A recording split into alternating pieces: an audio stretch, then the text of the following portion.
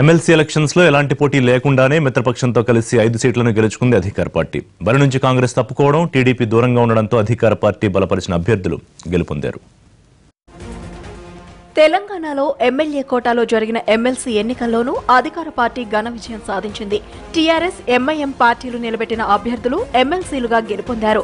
TRS నుంచి సేరి Subhash Reddy, యొగ్గం Mallesh, Satyavathi Rathod, Mahmood Ali గెలుపొందగా MIM నుంచి రియాజ్ ఎమ్మెల్సీగా గెలుపొందారు.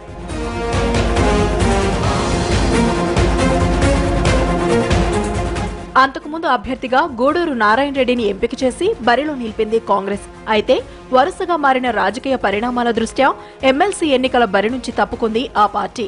మరోవైపు ఎమ్మెల్సీ ఎన్నికకు దూరంగా ఉంది తెలంగాణ టీడీపీ. దీంతో టీఆర్ఎస్ ప్లాన్ వర్కౌట్ అయింది.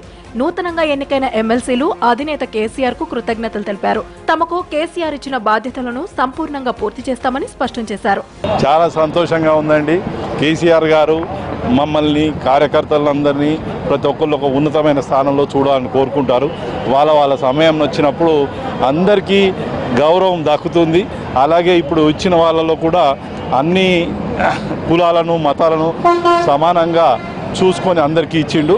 అలాగే పనిచేసే ప్రతి వ్యక్తి కూడా ముందు అందరికీ తగిన రీతిలో ప్రాధాన్యత ఉంటుందని ఈ సందర్భంగా చెప్పదలుచుకున్నాను. మా ఆనరబుల్ సీఎం గారికి చాలా థ్యాంక్స్ చెప్తున్నాను.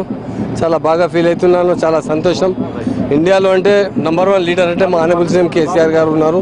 అందరూ మతాలు తప్పకుండా మైనారిటీకి అవకాశం ఇచ్చారు.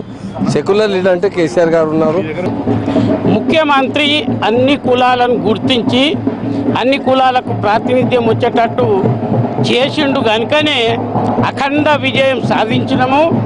ముందు కూడా కుర్మగొల్లలం ఆయన ఎంబడుండి ఆయనకు బలాన్ని ఇచ్చి పార్టీని బలోపేతం చేస్తాం.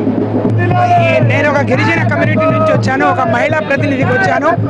కేసీఆర్ గారు ఏ లక్ష్యం కోసం అయితే పనిచేస్తున్నారో ఆ లక్ష్యంలో మహిళలకు, గిరిజనులకు న్యాయం జరిగే విధంగా తప్పకుండా చేస్తారు. మొత్తంగా ఇదే దూకుడుతో లోక్సభ ఎన్నికల్లోనూ 16 ఎంపీ సీట్లు సాధించి ఢిల్లీలో చక్రం తిప్పాలని ప్లాన్ చేస్తోంది టీఆర్ఎస్.